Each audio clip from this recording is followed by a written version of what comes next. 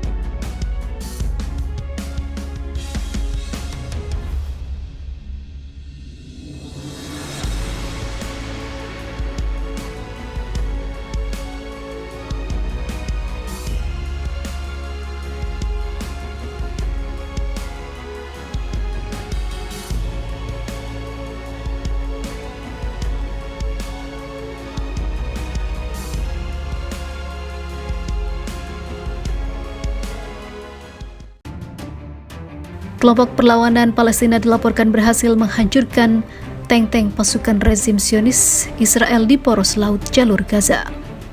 Menurut Syahab News, Batalion Syahid Izzuddin Al-Qassam, Sayap Militer Gerakan Perlawanan Islam Palestina, mengumumkan bahwa beberapa tank Israel menjadi sasaran roket-roket Al-Yasin 105. Dalam beberapa hari terakhir, para pejuang Palestina telah berhasil menghancurkan beberapa tank dan kendaraan militer rezim Zionis. Menurut laporan surat kabar Zionis Yediot Ahronot, sejak awal bentrokan antara pejuang perlawanan Palestina dan pasukan Zionis, sekitar 350 tentara Israel menjadi korban dan 100 lainnya terluka dalam kondisi kritis. Militer Israel mengumumkan bahwa salah satu perwira terkemukanya tewas dalam bentrokan pada hari Kamis lalu di utara Gaza. Operasi Badai Al-Aqsa telah memasuki hari ke-40.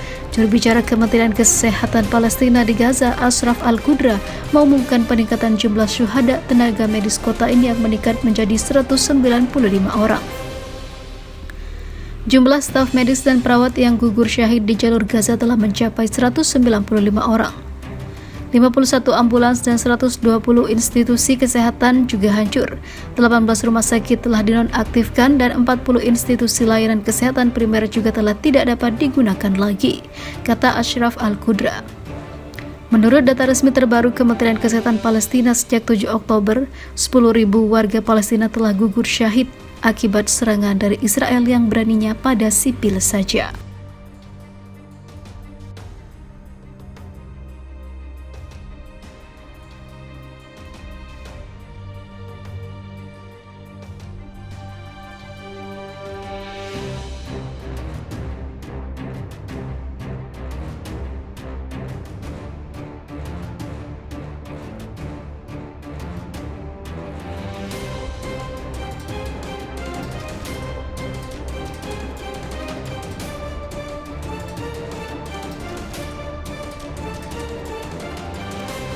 Lima strategi Hamas gagalkan invasi darat perdana yang dilakukan tentara Israel.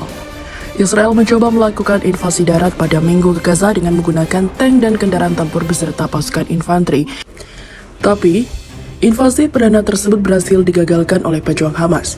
Penggerbakan tersebut memaksa Hamas bersiap menghadapi invasi darat yang telah lama dispekulasikan oleh Israel.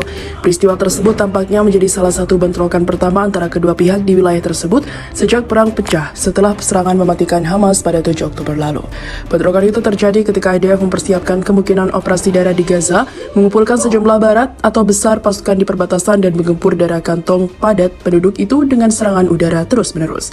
Berikut adalah 5 strategi yang digunakan Hamas dalam menggagalkan invasi darat pertama Israel. Yang pertama, menyiapkan penghadapan yang matang. Al Jazeera melaporkan upaya Israel untuk memasuki jalur Gaza seperti ini sedang dihadang oleh para pejuang Palestina. Mereka telah bersiap-siap untuk menghadapi kemungkinan invasi darat di wilayah yang terkepung.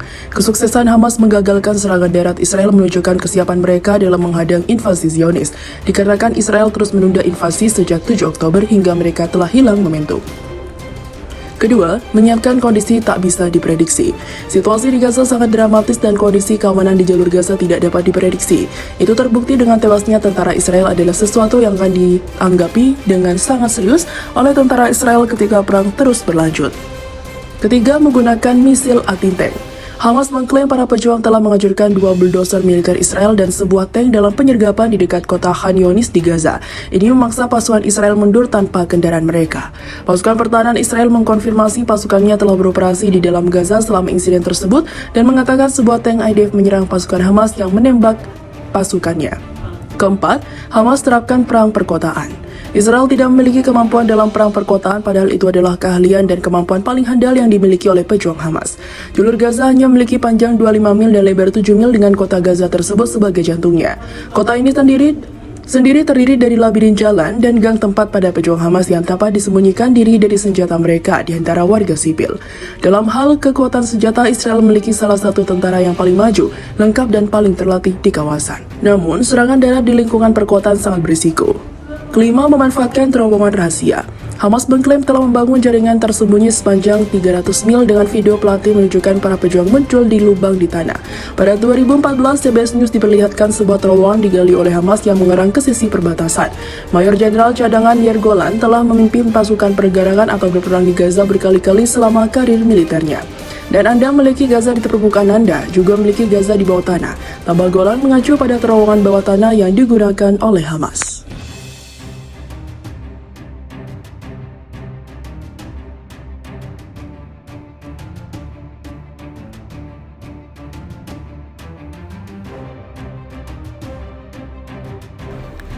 Jumlah staf medis dan perawat yang gugur syahid di jalur Gaza telah mencapai 195 orang. 51 ambulans dan 120 institusi kesehatan juga hancur. 18 rumah sakit telah dinonaktifkan dan 40 institusi layanan kesehatan primer juga telah tidak dapat digunakan lagi, kata Ashraf Al-Qudra.